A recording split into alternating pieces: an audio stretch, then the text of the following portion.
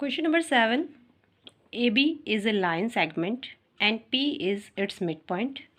D and E are points on the same side of AB such that angle BAD is equals to angle ABE and EPA equals to DPB. We have to prove triangle DAP to congruent EBP and AD equals to B. क्या दिया है आपको इस question में?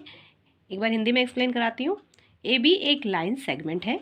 ये AB एक line है, line segment है जिसमें P इसका मिड पॉइंट है. P मिड पॉइंट होने का मतलब क्या होगा? कोई पॉइंट अगर किसी लाइन का मिड पॉइंट है तो ये दो इक्वल पार्ट में डिवाइड हो गया. और D और E इसमें ऐसे पॉइंट दिए गए हैं कि यहाँ एक पॉइंट D और यहाँ एक पॉइंट E इस तरह से दिया गया है कि एंगल BAD यानी ये एंगल बराबर है एंगल ABE के. एंगल ABE ये एंगल, ये दोनों एंगल आपस में आपको इक्वल दिए गए हैं. और दूसरे पार्ट में दिया है आपको EPA. EPA मीन्स ये एंगल और DPB ये एंगल, ये दोनों एंगल आपस में आपको इक्वल दिए हैं. प्रूफ किसको करना है? कॉन्ग्रुएंट DAP और EBP. DAP ये ट्रायंगल मिल रहा है आपको और EBP इधर वाला ट्रायंगल आपको मिल रहा है. इन दोनों को आपको कॉन्ग्रुएंट करने के बाद AD और BE को इक्वल भी दिखाना है. तो कैसे करेंगे हम? आप देख सकते हैं कि DAP और EBP को कॉन्ग्रुएंट करना है तो इसके कोई 3 पार्ट हमें बराबर चाहिए. क्या आपको मिल रहे हैं? सबसे पहले ऐसा ही चेक करते हैं हम.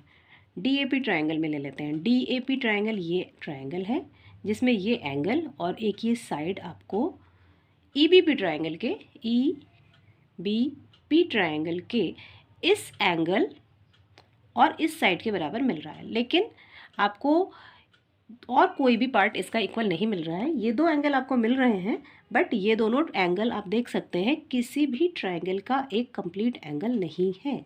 ये एंगल इस ट्रायंगल में कंसिस्ट तो करता है, एग्जिस्ट करता है, बट ये वाला पूरा पोर्शन अगर होता तो हम इस पूरे एंगल को ले सकते थे.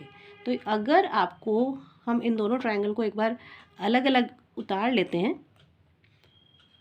यहाँ मैंने D, यहाँ P और यहाँ A ले लिया और इस ट्रायंगल को अगर हम उठा के अलग कर दें तो ये कुछ ऐसा आपको मिलने वाला है.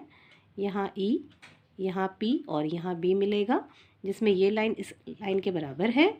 एंगल A इसका इस एंगल B के इक्वल दिया गया है लेकिन ये एंगल पूरा नहीं मिल पा रहा है. इसका सिर्फ इतना पार्ट, और इस एंगल में भी ये पूरा नहीं मिल रहा है, इसका सिर्फ इतना पार्ट आपको बराबर मिल रहा है. तो ये जो बीच का पोर्शन है, इस बीच के पोर्शन को अगर आप इन दोनों एंगल में ऐड कर लेते हैं तो हमारा ये एंगल इस एंगल के इक्वल हो सकता है. तो सबसे पहला प्रोसेस आपको यही करना है. ऐड एंगल EPD, आप ये वाला पोर्शन उतारेंगे. EPA ये एंगल, ये दोनों एंगल हम ले लेंगे. सबसे पहले EPA इक्वल्स टू हमें DPB दिया गया है. अब हम क्या कर रहे हैं? यहाँ पर ऐड कर रहे हैं. कौन सा पार्ट? ये बीच वाला EPD एंगल हम ऐड कर रहे हैं. Add angle EPD on both sides. कैसे करेंगे? EPA plus EPD equals to DPB plus EPD.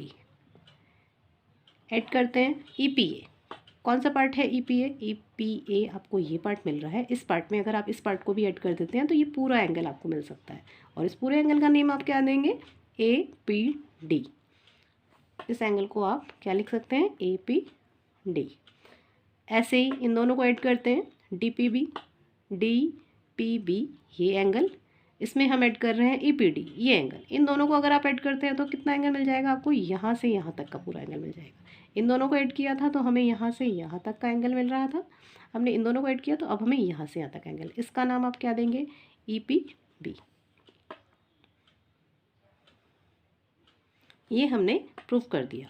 अब आप देखिए, आपने यहाँ APD और इसको आप BPE लिख लीजिए. APD और BPE हम यहाँ इक्वल कर चुके हैं. ये दोनों एंगल ऑलरेडी हमें बराबर दिए हुए थे और ये दोनों लाइन भी हमें बराबर दी थी, तो इसलिए हमें अब 3 पार्ट मिल चुके हैं. अब हम इन दोनों ट्रायंगल को लेते हैं जिनको हमें कॉन्ग्रुएंट करना है. एंड ट्रायंगल, ये दोनों ट्रायंगल हम ले रहे हैं EBP आप क्या लिखेंगे? सबसे पहले एंगल ले लीजिए जो आपने प्रूफ किया था ऊपर, इक्वल्स टू BPE। इसका रीज़न क्या देंगे? प्रूव्ड अबव, हमने अभी ऊपर इसको प्रूफ किया है। और AP इक्वल्स टू BP, क्योंकि P मिड पॉइंट है तो वो दोनों पार्ट इसके बराबर हो जाएंगे। मिड पॉइंट ऑफ AB और एंगल ये वाला DAP इक्वल दिया गया है आपको एंगल इसके EBP के। ये देखिए यहाँ दिया गया है। तो ये दोनों एंगल हमें बराबर दिए ही गए थे। ये दोनों एंगल हमें कैसे बराबर दिए थे वो भी मैं आपको बताती हूँ। DAP आपको देखिए यहाँ क्या दिया गया है? BAD। कौन सा एंगल है BAD? BAD ये पूरा यहाँ से यहाँ तक का एंगल है, लेकिन हम सिर्फ इतने ट्रायंगल में वर्क कर रहे हैं तो हम इसको BAD के बदले हम इतना भी लिख सकते हैं, DAP या PAD। और इसी तरह से हमें ये इस तरफ आप देख सकते हैं ABE एंगल दिया गया था। कौन सा? ABE। ABE या PBE एक ही बात है, यह हमने ले लिया है PBE। तो ये गिवन था और इसलिए so triangle DAP is congruent to triangle ABP। और रीज़न आप देंगे, यहाँ एंगल है, यहाँ साइड है और यहाँ एंगल। तो ASA रूल आपको यहाँ मिलता है। ये दोनों ट्रायंगल कॉन्ग्रुएंट हो गए और जब दोनों ट्रायंगल कॉन्ग्रुएंट हो जाएंगे तो इसके बचे हुए पार्ट भी बराबर हो सकते हैं। इसलिए ये लाइन AD और ये लाइन BE भी आपस में बराबर लिख देंगे आप। Hence AD equals to BE by CP CT। तो इस तरह से क्वेश्चन नंबर 7 भी हमारा यहाँ सॉल्व हो जाता है।